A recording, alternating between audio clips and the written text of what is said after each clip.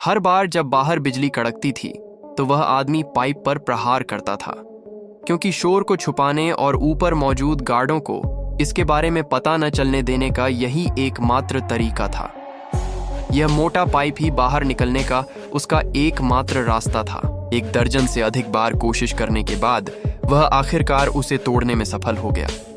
गंदा पानी तुरंत बाहर निकल आया, साथ में एक ऐसी बदबू जो शब्दों से परे थी, लेकिन उसे इसकी रत्ती भर भी परवाह नहीं थी। वह सीधे उस घिनौने पाइप में रेंग गया, आजादी की ओर बढ़ रहा था। भले ही वह कच्चे सीवेज से भरा था, उसने अपने दांत पीस लिए और आगे बढ़ता रहा, क्योंकि इस जेल से भागने के लिए उसने पहले ही लगभग 20 साल बिता दिए थे। एक बार जब वह सीवर से बाहर निकला तो उसने एक पल भी बर्बाद नहीं किया और पेड़ों की ओर भाग गया। जल्द ही अगली सुबह आ गई। रोल कॉल के दौरान गार्डों ने देखा कि सेल 246 का कैदी अभी भी बाहर नहीं आया था। जब सेल से कोई जवाब नहीं मिला तो गुस्से में भरा गार्ड वहां पहुंच गया, लेकिन जैसे ही वह दरवाजे पर पहुंचा वह जम गया। सेल पूरी तरह से खाली थी। इस बीच वार्डन अपने जूते बदलने ही वाला था कि अचानक अलार्म बज उठा। उसे तुरंत पता चल गया कि कुछ गलत है और सेल ब्लॉक की ओर भागा। तुम्हारा क्या मतलब है, वह यहाँ नहीं था? फिर उसने अपने आदमियों को डांटना शुरू कर दिया। ये जानना चाहा कि कल रात की गिनती में कैदी यहाँ कैसे था, लेकिन अब गायब हो गया है। इसके बाद उसने उन्हें उस आदमी के सबसे अच्छे दोस्त रेड नाम के एक कैदी को लाने का आदेश दिया। उसने सोचा कि चूंकि दोनों हमेशा साथ रहते थे, इसलिए भागने से पहले उस आदमी ने उसे कुछ तो बताया होगा। जी नहीं वार्डन, एक शब्द भी नहीं। उस जवाब ने वार्डन को और गुस्सा दिला दिया। जब से यह जेल बनी थी तब से ऐसा कुछ कभी नहीं हुआ था। गुस्से में उसने एक पत्थर उठाया और दीवार पर लगे पोस्टर पर दे मारा, लेकिन थप की आवाज के बजाय एक अजीब सी गूंज सुनाई दी। जब वह करीब गया तो उसने देखा कि पत्थर पोस्टर के आर पार निकल गया था और दीवार में एक छेद हो गया था। उसे तुरंत सब समझ आ गया। उसने अपना हाथ अंदर डाला, पोस्टर को फाड़ दिया और वहां दीवार में एक बड़ा छेद था जो सीधे जेल के बाहर निकलता था। हर कोई हैरान था, इस आदमी ने यह सुरंग खोदने के लिए इतना समय कब निकाला। गार्डों ने तुरंत कुत्तों के साथ तलाशी अभियान शुरू किया, लेकिन एक पूरे दिन के बाद उन्हें सिर्फ एक पत्थर का हथौड़ा और एक फटा हुआ जेल का कैदी का कपड़ा मिला। अभी भी गार्डों को विश्वास नहीं हो रहा था कि एक छोटे से हथौड़े के साथ एक अकेला आदमी इतनी लंबी सुरंग खोद सकता है। असल में वह आदमी तो बस दीवार पर अपना नाम लिखना चाहता था, लेकिन उसने गलती से खोज लिया कि कंक्रीट आसानी से टूट रही है। एक भूविज्ञान प्रेमी, जियोलॉजी एंथुजियास्ट के रूप में उसे तुरंत असली मुद्दा समझ आ गया।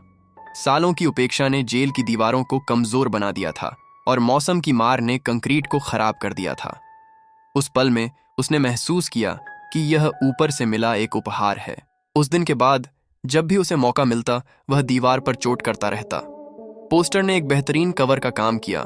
कंक्रीट के मलबे के लिए वह यार्ड टाइम का इंतजार करता और चुपचाप उसे अपने पैंट के पैरों से नीचे गिरा देता था। हथौड़ा वह चीज थी जो उसने रेड से लाने के लिए कही थी। रेड 20 साल से वहां था और सारी तरकीबें जानता था। गार्ड की बेल्ट पर मौजूद चाबियों के अलावा ऐसी कोई चीज नहीं थी जो रेड के हाथों न आ सके, लेकिन अचानक होने वाले सेल निरीक्षण से बचा नहीं जा सकता था। उस आदमी को पता था कि अगर उसका रहस्य उजागर हुआ तो यह उसका अंत होगा। शक पैदा होने से बचने के लिए वह पढ़ने का नाटक करता था। जब वार्डन और उसके आदमी आए तो उसने पूरा सहयोग किया। ये छुपाने की पूरी कोशिश की कि वह कितना तनाव में था। उसके पीछे के गार्डों ने पूरी जगह की तलाशी ली, हर कोने कोने, यहाँ तक कि उसकी कुर्सी के किनारों की भी जांच की। वह आदमी बस चुपचाप प्रार्थना कर सकता था कि वे उस पोस्टर को न फाड़ें। अंत में गहन तलाशी के बाद उन्हें कुछ भी असाधारण नहीं मिला। तभी वार्डन, जो पूरे समय चुप था, अंदर आया। उसने उस आदमी के हाथों से बाइबल ले ली। कोई पसंदीदा अध्याय? जागते रहो, क्योंकि तुम नहीं जानते कि घर का मालिक कब आएगा। मरकुस।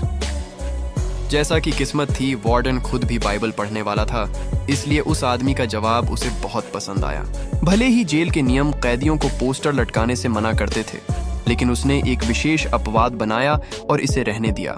बाहर जाते समय उसने बाइबल वापस दी और कहा, मुक्ति भीतर है। सच तो यह था कि वह किताब ही वह जगह थी जहां उसने हथौड़ा छुपाया था। वह हथौड़ा ही उसकी मुक्ति थी। वह आदमी एक बैंकर था। उसे अपनी पत्नी और उसके प्रेमी की हत्या का दोषी ठहराया गया था और 2 लगातार आजीवन कारावास की सजा सुनाई गई थी, लेकिन वह वास्तव में निर्दोष था। उस रात वह शराब पीकर गाड़ी चला रहा था और उसने उन्हें बंदूक से डराने का सोचा। लेकिन काफी देर तक हिचकिचाने के बाद उसने ऐसा नहीं किया। वह अपराधी नहीं बनना चाहता था, इसलिए वह वापस घर चला गया। उसने बंदूक को नदी में फेंक दिया। लेकिन बात यह थी कि अगले ही दिन उसकी पत्नी और उसका प्रेमी मृत पाए गए। मर्डर वेपन वही रिवॉल्वर थी जो उसके पास थी। जज ने इसी का इस्तेमाल उसे दोषी ठहराने के लिए किया और उसे शशांक जेल भेज दिया। हर बार जब नए कैदी आते तो पुराने कैदी शर्त लगाते कि कौन पहले टूटेगा। शुरुआत में रेड ने उसे गंभीरता से नहीं लिया। उसने सोचा कि ऐसा दुबला पतला आदमी तो आसानी से शिकार बन जाएगा। दूसरों को लग रहा था कि वह गोल मटोल आदमी सबसे पहले घुटनों पर आकर भीख मांगेगा। पुराने कैदियों को चिल्लाते देख उस आदमी को यकीन नहीं हुआ कि वह अपनी बाकी की जिंदगी ऐसी जगह पर बिताएगा। एक बार जब सभी नए कैदी अंदर आ गए तो वार्डन ने नियम बताए। तभी एक कैदी चिल्लाया और पूछा कि वे कब खाएंगे। वार्डन ने जवाब नहीं दिया, बस अपने पास खड़े कैप्टन को इशारा किया। तुम तब खाओगे जब हम कहेंगे, तुम तब हगोगे जब हम कहेंगे और तब मूतोगे जब हम कहेंगे। अपने पैरों पर खड़े हो जाओ। मैं 2 चीजों में विश्वास करता हूं, अनुशासन और बाइबल। यहां तुम्हें दोनों मिलेंगे। ईश्वर पर अपना भरोसा रखो, क्योंकि तुम्हारी गां मेरी है। इसके बाद उन्हें नहलाया गया और उसके बाद उन्हें वैसा ही नग्न अपनी कोठरियों में ले जाया गया जैसे वे पैदा हुए थे। हर नए आदमी को समझ आ गया कि जिस पल लोहे के दरवाजे बंद हुए उनकी जिंदगी अब उनकी नहीं रही। वे शशांक के हो गए थे। शर्त जीतने के लिए रेड के साथ ही उस गोल मटोल नए कैदी को डराने लगे। मुझे घर जाना है, वह चिल्लाया। पक्का वह गोल मटोल आदमी सहन नहीं कर पाया। वह रोते हुए घर जाने की भीख मांगने लगा। शोर सुनकर गार्ड आ गए। जब उन्होंने देखा तो वह आदमी पूरी तरह हार मान चुका था और रो रो कर उन्हें जाने देने की विनती कर रहा था। जो उसे मिला वह बिना किसी दया के घसीटा जाना और कैप्टन द्वारा बुरी तरह पीटा जाना था। देखते ही देखते वह गोल मटोल आदमी फर्श पर बेजान पड़ा था। कैप्टन ने उसे अस्पताल ले जाने का आदेश दिया और बाकी कैदियों को चेतावनी दी। एक और आवाज आई तो तुम भी बिल्कुल उसी की तरह हो जाओगे। लेकिन जब तक वे उसे वहां ले गए डॉक्टर जा चुका था। जब डॉक्टर सुबह आया तो बहुत देर हो चुकी थी। जिसने पूरी बात शुरू की थी उसे विश्वास नहीं हुआ कि यह सच है। उसने कभी नहीं सोचा था कि एक छोटी सी शर्त किसी की जान ले लेगी। लेकिन यहां एक कैदी की जान की कीमत कुछ नहीं थी। सब कुछ पहले जैसा हो गया, जैसे कुछ हुआ ही ना हो। कोई उसे याद नहीं रखेगा। जल्द ही वह आदमी खुद मुसीबत में फंस गया। उसकी नजर एक शिकारी पर पड़ी। किसी ने अभी तक तुम्हें छेड़ा है क्या? उसने बस मुड़कर वहां से जाने का फैसला किया। लेकिन वह आदमी उसे छोड़ने वाला नहीं था। एक दिन जब वह लॉन्ड्री में काम कर रहा था, एक सहकर्मी ने उसे ब्लीच लाने के लिए सप्लाई रूम भेजा। उसने ज्यादा नहीं सोचा, लेकिन जैसे ही वह ब्लीच के लिए हाथ बढ़ा रहा था, वह शिकारी चुपचाप उसके पीछे आ गया। और वह अकेला नहीं था, 2 और उसके साथ थे। उन्हें 10 सिस्टर्स के नाम से जाना जाता था। उस आदमी को तुरंत पता चल गया कि वह मुसीबत में है और उसने ब्लीच की मुट्ठी भर ली। लेकिन इससे पहले कि वह कुछ कर पाता, एक ने उसे पीछे से पकड़ लिया। नतीजा तय था, वह उन तीनों का सामना नहीं कर पाया और इस तरह नर्क के 2 साल शुरू हुए। सिस्टर्स उसे बार बार तंग करने लगे। वह लगातार चोटों से भरा रहता था। इस डर से यह केवल समय की बात थी कि वह टूट जाए। फिर उसके 3रे साल के वसंत में चीजें आखिरकार बदल गईं।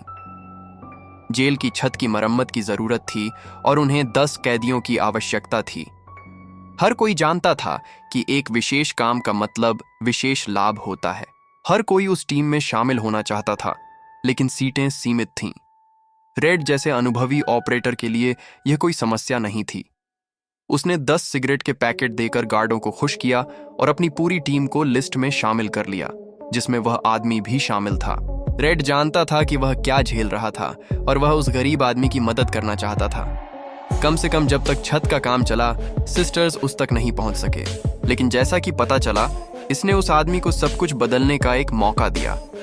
जब कैप्टन अपने एक साथी के साथ बात कर रहा था तो उसने लापरवाही में कह दिया कि उसके भाई की मृत्यु हो गई है और उसने उसके लिए एक बड़ी विरासत छोड़ी है। उसमें से 35,000 उसके थे, लेकिन सरकार टैक्स के रूप में लगभग आधा लेने वाली थी। यह सुनकर वह आदमी जो बैंकर था तुरंत समझ गया कि यह एक अवसर है। वह सीधे कैप्टन के पास गया। उसके दोस्तों को तो हार्ट अटैक ही आने वाला था। क्या आप अपनी पत्नी पर भरोसा करते हैं? उन शब्दों के निकलते ही कैप्टन अपमानित महसूस करने लगा और उसे छत से नीचे फेंकने ही वाला था। अगर आप उस पर भरोसा करते हैं तो आप वह 35,000 रख सकते हैं। अगर आप इसे रखना चाहते हैं तो इसे अपनी पत्नी को दें। IRS पति पत्नी के बीच एक बार में $60,000 तक के उपहार को टैक्स फ्री मानती है। बकवास, टैक्स फ्री? उसने मुफ्त में पूरा काम संभालने की पेशकश की, जिससे कैप्टन के वकील का पैसा बच गया। उसने बदले में बस अपनी टीम के लिए 3-3 बियर मांगी। कैप्टन जानता था कि वह आदमी इस मामले में विशेषज्ञ था और बिना हिचकिचाहट के मान गया। बाकी लोग पूरी तरह डरे हुए थे। उन्हें लगा कैप्टन उसे वहीं मार डालेगा, लेकिन अंत में उन्हें उनकी बियर मिल गई। उनके लिए यह सबसे बड़ा आनंद था, ठंडी बियर। उस पल में सूरज की रोशनी ने उन्हें नहला दिया और वे अब कैदी नहीं बल्कि काम करने वाले आम आदमी लग रहे थे, जो कड़ी मेहनत के बाद ठंडी बियर का आनंद ले रहे थे। वह आदमी यही चाहता था। वह चाहता था कि हर कोई बस एक पल के लिए ही सही सामान्य इंसानों जैसा महसूस करे, भले ही वह कुछ ही मिनटों के लिए हो। एंड्रयू, ठंडी बियर पियोगे? नहीं शुक्रिया, मैंने शराब छोड़ दी है। जल्द ही छत का काम पूरा हो गया और उन्हें वापस जेल की दिनचर्या में भेज दिया गया। तभी सिस्टर्स फिर से आ गए, लेकिन इस बार उनके हमले का सामना करते हुए वह आदमी चुप नहीं रहा। उसने मुकाबला किया, लेकिन इससे उसे और भी बुरी मार पड़ी। उन्होंने उसे बुरी तरह दबा लिया। अब मैं इसे साफ कर देना चाहता हूं और तुम वही करोगे जो मैं तुम्हें करने के लिए कहूंगा। कुछ भी बेवकूफ़ी मत करना, वरना पछताओगे। नहीं, तुम नहीं समझ रहे हो। अगर तुमने ऐसा किया तो मैं तुम्हारे लिए चीजें और भी बदतर बना दूंगा। लेकिन तुम्हें पता होना चाहिए कि अचानक अत्यधिक दबाव लोगों से नियंत्रण खो देता है। वास्तव में मैंने सुना है कि यह प्रवृत्ति इतनी मजबूत होती है कि एक बार जब यह शुरू हो जाती है तो पीछे हटने का कोई रास्ता नहीं होता। इससे सिस्टर्स का लीडर घबरा गया। वह जानता था कि वह आदमी सही कह रहा था, लेकिन उसका डर गुस्से में बदल गया और उसने उस आदमी को तब तक बुरी तरह पीटा जब तक वह बेहोश नहीं हो गया। वह आदमी पूरा 1 महीना अस्पताल में रहा। सिस्टर्स के लीडर को इसके लिए 1 सप्ताह के लिए एकांतवास, सॉलिटरी कन्फाइनमेंट में डाल दिया गया। लेकिन कहानी अभी खत्म नहीं हुई थी। जब वह अपने सेल में वापस आया तो कैप्टन वहां खड़ा था, मौत की तरह दिख रहा था। वह भागने के लिए बहुत देर हो चुकी थी। उसे तब तक पीटा गया जब तक वह हिल भी नहीं सकता था और उसे इलाज के लिए दूसरी जेल भेज दिया गया। उसके बाद सिस्टर्स ने उसे फिर कभी परेशान नहीं किया। यह सब वार्डन द्वारा पहले से ही तय किया गया था। उसे उस आदमी की बैंकिंग विशेषज्ञता की जरूरत थी और वह उसे सुरक्षित रखना चाहता था। जल्द ही उसे लॉन्ड्री से लाइब्रेरी में स्थानांतरित कर दिया गया, जहां उसने एक ऐसे बुजुर्ग के साथ काम किया जो 50 वर्षों से वहां बंद था। लाइब्रेरी का काम आसान था, बस किताबों का रिकॉर्ड रखना था। चूंकि उसने कैप्टन के टैक्स बचाने में मदद की थी, इसलिए अन्य गार्ड भी उसकी मदद लेने के लिए लाइन में लग गए। 1 महीने के भीतर उसने आधे गार्डों के टैक्स रिटर्न भर दिए थे। वह शशांक में एक सेलिब्रिटी जैसा बन गया, यहाँ तक कि वार्डन भी खुद उसके पास मदद मांगने आया। उसका काम इतना बढ़ गया कि कभी कभी रेड को भी उसकी मदद के लिए बुलाया जाता था। लाइब्रेरी का विस्तार करने के लिए उसने वार्डन से फंड मांगा, लेकिन वार्डन ने कहा कि बजट में कोई पैसा नहीं है। एकमात्र विकल्प राज्य की सीनेट, स्टेट सेनेट से अपील करना था। वार्डन की अनुमति से उसने हर हफ्ते सीनेट को पत्र लिखना शुरू कर दिया। हर पत्र का कोई जवाब नहीं आया, लेकिन वह हार मानने वालों में से नहीं था। उसने 6 साल तक लगातार पत्र लिखे। फिर एक दिन लाइब्रेरी में कुछ अजीब हुआ। पुराने कैदी ब्रूक्स ने अचानक उनमें से एक पर चाकू तान दिया। उन सभी वर्षों में वह हमेशा बहुत सौम्य और विनम्र था। यह पूरी तरह से उसके स्वभाव के खिलाफ था। क्या हो रहा है ब्रूक्स? हम इस बारे में बात कर सकते हैं। बात करने के लिए कुछ नहीं है, सब खत्म हो चुका है। पता चला कि उसकी पैरोल मंजूर हो गई थी। वह रिहा होने वाला था। यह अच्छी खबर होनी चाहिए थी, लेकिन 50 साल तक इन दीवारों के पीछे रहने के बाद वह छोड़ना नहीं चाहता था। इसीलिए उसने रुकने के लिए इतनी हताश कोशिश की। जब उस आदमी ने उसे शांत किया तो ब्रूक्स ने चाकू गिरा दिया और अपनी किस्मत स्वीकार कर ली। बाकी लोग समझ नहीं पा रहे थे कि कोई जेल में क्यों रहना चाहेगा। हर कोई बाहर निकलने के लिए कुछ भी करने को तैयार होता है, रेड ने समझाया। ब्रूक्स के लिए शशांक ही एकमात्र जगह थी जहां वह अपना था। वहां उसकी पहचान थी, उसका सम्मान था। बाहर वह कुछ भी नहीं था, बस एक बूढ़ा आदमी जिसे कोई दूसरी नजर से भी नहीं देखेगा। मैं तुम्हें बताता हूं, ये दीवारें अजीब हैं। पहले तुम उनसे नफरत करते हो, फिर तुम उनके आदी हो जाते हो। काफी समय बीत जाता है तो तुम उन पर निर्भर हो जाते हो। इसे संस्थागत, इंस्टीट्यूशनलाइज्ड होना कहते हैं। मैं कभी वैसा नहीं हो पाऊंगा। इंतजार करो जब तक तुम ब्रूक्स की तरह यहां इतने लंबे समय तक न रह लो। जल्द ही ब्रूक्स के जाने का दिन आ गया। उसने उस कौवे को आजाद कर दिया जिसे उसने प्यार से पाला था, अपनी मुक्ति का प्रतीक। गार्डों ने भी उसे सम्मान दिया और हाथ मिलाया। व्यस्त सड़कों पर चलते हुए ब्रूक्स पूरी तरह से खोया हुआ दिख रहा था। वह दुनिया से बहुत लंबे समय तक कटा रहा था। बाहर की हर चीज उसे पूरी तरह से अनजान लग रही थी। 50 साल पहले उसने केवल एक कार देखी थी, अब वे हर जगह थीं। राज्य ने उसे एक हाफवे हाउस और किराने का सामान पैक करने वाली नौकरी दी, लेकिन वह बहुत बूढ़ा हो गया था। ब्रूक्स धीमा था और गलतियां करता रहता था। जब ग्राहक शिकायत करते तो मैनेजर उसकी उम्र का सम्मान किए बिना उसे सबके सामने डांटता था। बाहर उसका कोई दोस्त नहीं था और न ही बात करने के लिए कोई था। रात में वह लेटा रहता और कल्पना करता कि वह शशांक की अपनी कोठरी में जाग जाएगा। केवल वहीं उसकी जिंदगी का कोई मतलब था। उसने एक दुकान लूटने के बारे में भी सोचा ताकि वे उसे वापस भेज सकें, लेकिन वह बहुत बूढ़ा था। उसका शरीर इसे और नहीं झेल सकता था। थोड़े समय बाद उसने एक अंतिम निर्णय लिया। उसने लकड़ी के बीम पर अपना नाम उकेरा और बिना किसी झिझक के सब कुछ खत्म करने का फैसला किया। ब्रूक्स हैटलैंड की दुखद कहानी यहीं समाप्त हुई। जब अंदर के लोगों को खबर मिली तो वे लंबे समय तक दुख के बादल में फंस गए, विशेष रूप से रेड। वह खुद भी 30 साल से बंद था। हर बार जब वह पैरोल बोर्ड के सामने पेश होता तो वह वही ईमानदार जवाब देता कि वह एक बदल गया आदमी है और अब समाज के लिए कभी खतरा नहीं बनेगा, और हर बार उसे अस्वीकार कर दिया गया। फिर एक दिन जेल में किताबों की एक बड़ी खेप आई, साथ ही $200 का चेक भी। यह स्टेट सीनेट की तरफ से था। वे मूल रूप से उस आदमी से लिखना बंद करने की भीख मांग रहे थे। ये देखकर कि 6 साल की दृढ़ता आखिरकार रंग लाई, उसने हफ्ते में 2 बार लिखना शुरू करने का फैसला किया। इस जीत का जश्न मनाने के लिए वह गार्ड के कार्यालय में घुस गया, फोनोग्राफ पर एक रिकॉर्ड लगाया, सभी दरवाजे लॉक कर दिए और जेल का PA सिस्टम चालू कर दिया। ठीक वैसे ही हर कैदी इसे सुन सकता था। हर कोई अपनी जगह पर रुक गया, हैरान होकर बस सुन रहा था। सामान्य तौर पर लाउडस्पीकर केवल गार्ड के आदेश और फटकार चिल्लाते थे। इस बार यह संगीत था। जब तक वार्डन दौड़ता हुआ आया, वह आदमी कुर्सी पर पीछे की ओर झुककर मजे से सब सोख रहा था। उस एक पल के लिए कैदियों ने खुद को असली इंसान महसूस किया। जब वार्डन ने उसे बंद करने का आदेश दिया तो उसने उसे अनसुना कर दिया और वॉल्यूम और बढ़ा दी। वह शुद्ध विद्रोह था। अगले ही पल कैप्टन ने कांच फोड़कर दरवाजा खोल दिया। इसके लिए उस आदमी को 2 हफ्ते के लिए होल सॉलिटरी कन्फाइनमेंट में डाल दिया गया। किस्मत से उसने जेल में इतने एहसान किए थे कि उन्होंने उस पर नरमी बरती। कोई अन्य कैदी होता तो उसे वहीं पीट पीट कर मार दिया गया होता। फिर आखिरकार 1973 में उसका धैर्य रंग लाया। स्टेट सीनेट को समझ आ गया कि $200 से यह आदमी चुप नहीं होगा, इसलिए उन्होंने लाइब्रेरी के लिए सालाना $500 देने पर सहमति जताई। लाइब्रेरी का विस्तार देखते ही देखते हो गया। अब वहां पढ़ने के लिए एक असली जगह थी और वह पहले दिन से ही भरी हुई थी। उसी साल वार्डन ने अपना प्रिजन लेबर प्रोग्राम लॉन्च किया। कैदियों द्वारा मुफ्त मजदूरी स्थानीय ठेकेदारों के लिए जल्दी ही एक हॉट कमोडिटी बन गई। वे वार्डन की जेबें गर्म करने के लिए लाइन में लग गए ताकि उन्हें कुछ कैदी मजदूर मिल सकें, और वह आदमी वार्डन का निजी मनी लॉन्ड्रर बन गया। वह वार्डन के हर काले पैसे को साफ करता और उसे अलग अलग बैंक खातों में छुपा देता। लेकिन उस चतुर आदमी की अपनी एक योजना थी। उसने एक फर्जी पहचान बनाने के लिए कानूनी खामियों का फायदा उठाया।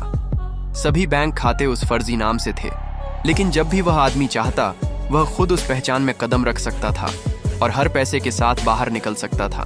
फिर 1965 में कैदियों का एक नया बैच आया। उनमें टॉमी नाम का एक युवक था जो चोरी के आरोप में पकड़ा गया था।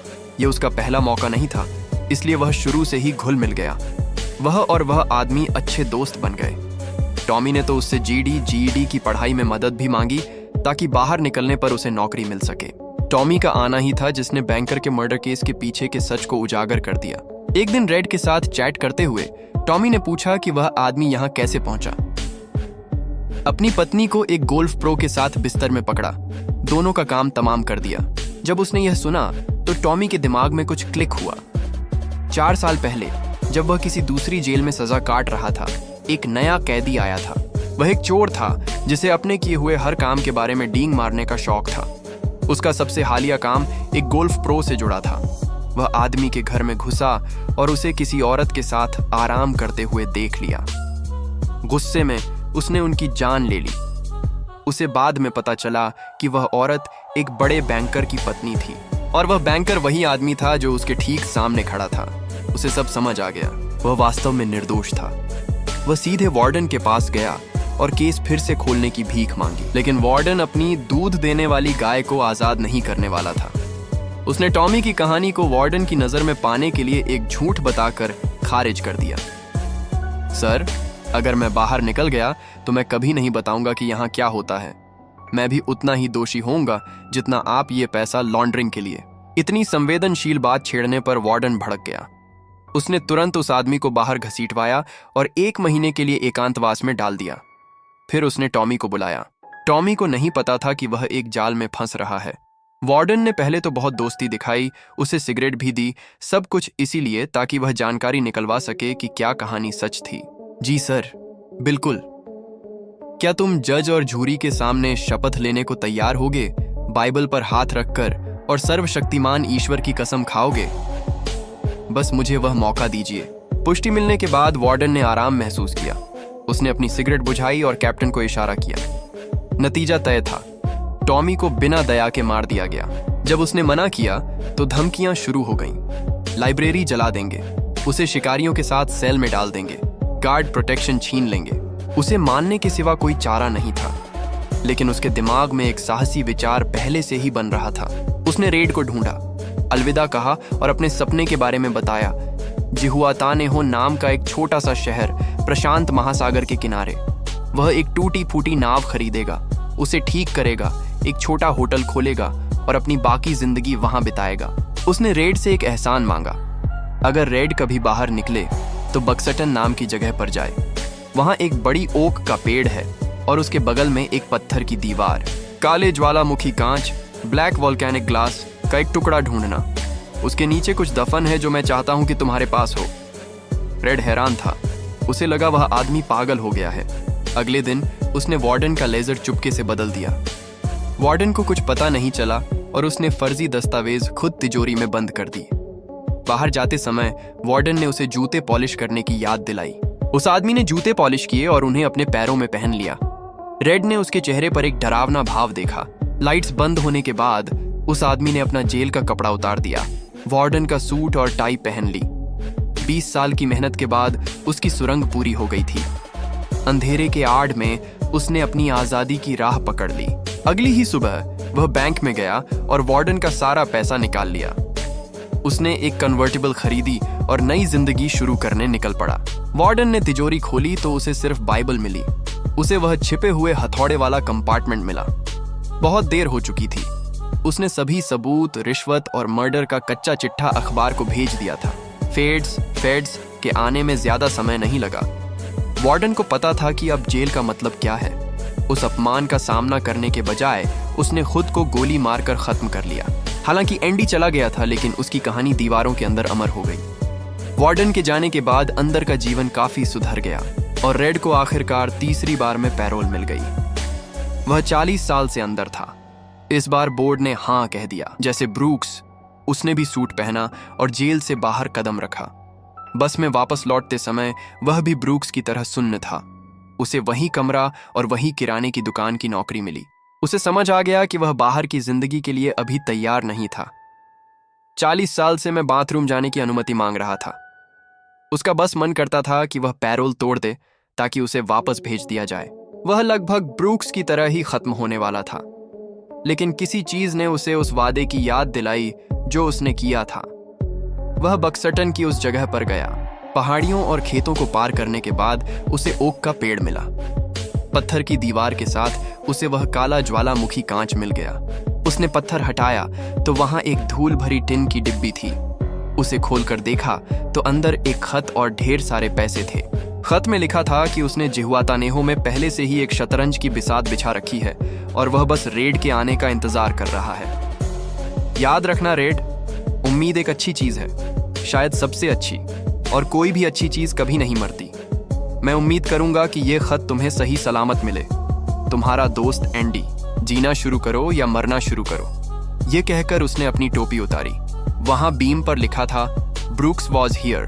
ब्रूक्स यहाँ था और उसके नीचे उसने जोड़ दिया सो वॉज रेड। रेड भी यहाँ था। मैं एक अपराध करने का दोषी हूँ, पैरोल का उल्लंघन। मुझे नहीं लगता कि मेरे लिए कोई रोड ब्लॉक लगाएंगे, नहीं, मुझ जैसे बूढ़े अपराधी के लिए। Fort Hancock, Texas, please. मुझे लग रहा है मैं इतना उत्साहित हूँ कि स्थिर नहीं बैठ पा रहा हूँ। मुझे लगता है यह वह रोमांच है जो केवल एक आज़ाद आदमी महसूस कर सकता है।